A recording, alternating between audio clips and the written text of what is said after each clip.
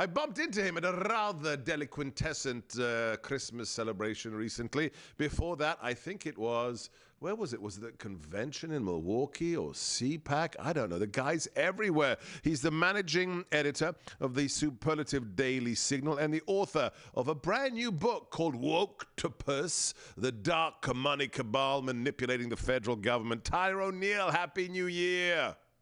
Happy New Year, and Happy New Year especially to you, Seb, especially with the incoming administration. There's Thank you kindly. Lots of work to do. We'll have National Security Advisor nominee Mike Waltz on the show at the top of the next hour. My future boss, the guy right next to the president, will be with us, the first Green Beret in Congress, so don't miss it. Okay, so basically, I look at the table of contents for your book.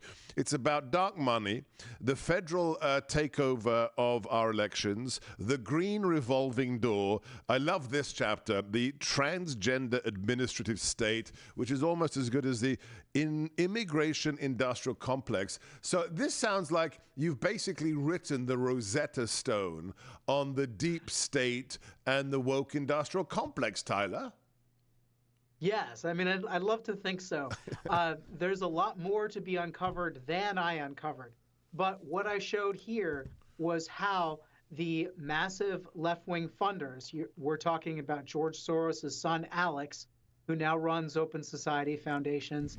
We're talking about Kessler, who created Arabella Advisors, which is a for-profit company that has a whole bunch of nonprofits by which these donors can funnel money to their preferred woke causes without fingerprints attached.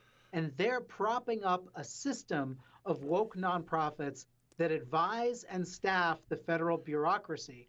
And right now, you know, as Trump is about to come in, a lot of these woke bureaucrats are jumping ship, but some of them are actually changing their job titles so they can hide, burrow in, and be that deep state opposing the people's elected president when he enters office in January.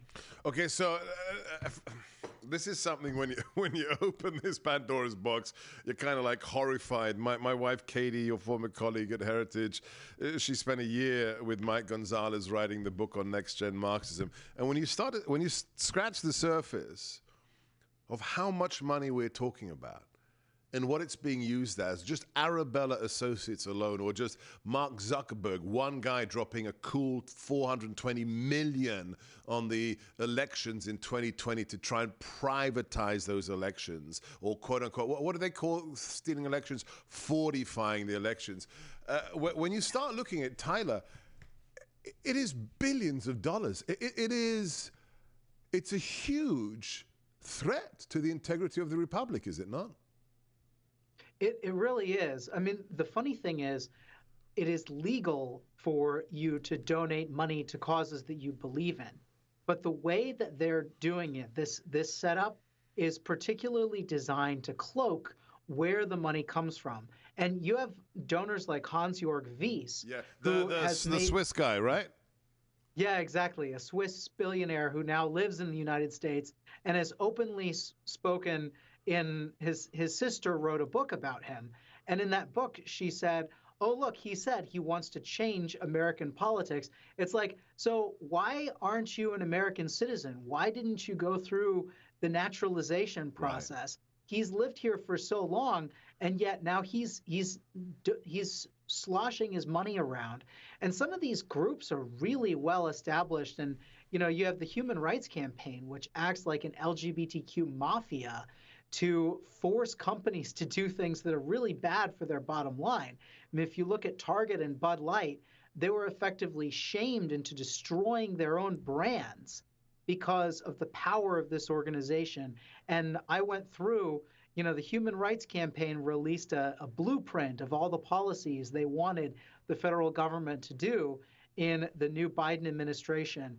And I went through on the checklist, and I'm pretty sure I found at least 75% of what Human Rights Campaign told Biden to do. He essentially said, how high do I need to jump? You know? All right, so we've only got a couple of minutes left. The book, everybody needs to get the book, Woketopus, The Dark Money Cabal Manipulating the Federal Government. How do we kill the Woketopus? We've got what is it, Chairman Style, who is looking into Act Blue and potential illegal smurfing and bundling of billions for the Democrat Party? Is it a state-by-state legislative action? How do we have politics that aren't controlled by dark money in the future, Tyler? Give me one or two ideas.